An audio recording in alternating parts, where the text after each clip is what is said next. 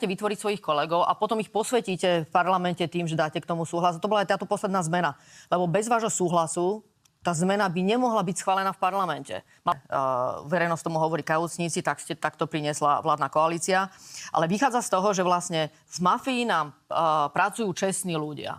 To sú absurdné proste pravidlá vymýšľané, ktoré jednoducho znemožňujú naozaj v plnosti využiť potom ten inštitút na rozkladanie organizovaného zločinu. Tu stále zaznieva nejaká manipulácia trestných konaní. Že tu existuje nejaká klika vyšetrovateľov, prokurátorov, sudcov, ktorí tu zneužívali celý systém. Veď to je absurdnosť. Veď treba sa naozaj pozrieť na to, že sa bavíme o vládnej koalícii, ktorá za posledné 20-ročné obdobie tu je 15 rokov pri moci.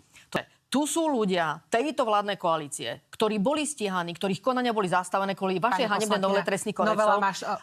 A teraz zase do tých všetkých konaní, ktoré ešte ostali a osobitne sa týkajú Tibora Gašpara, tak keďže stále sa nevyhol spravodlivosti, znovu aby do toho zasahované. Neverím, že každá právna úprava sa dá trochu vylepšiť, ale toto rozhodnutie z Európskeho súdu v zásade hovorí o tom, Viete jednou vetou povedať, ako by sa dala táto vylepšiť? V jednej vete sa to podľa mňa takýmto spôsobom nedá, ale nedá sa to povedať v jednej vete. Ja som pripravená sa rozprávať o právnej úprave k spolupracujúcim obvineným aj s ohľadom na benefity, že to upraví trochu inak. Ako kľudne tá debata... Nemáte v tejto chvíli nejaký názor, že ako? Ale to sa nedá takto vybaviť jednou vetou, pretože skutočne to treba robiť za stolom. Pracujúci obvinený, Bernard Slobodník, konkrétne Ľudovít Mako.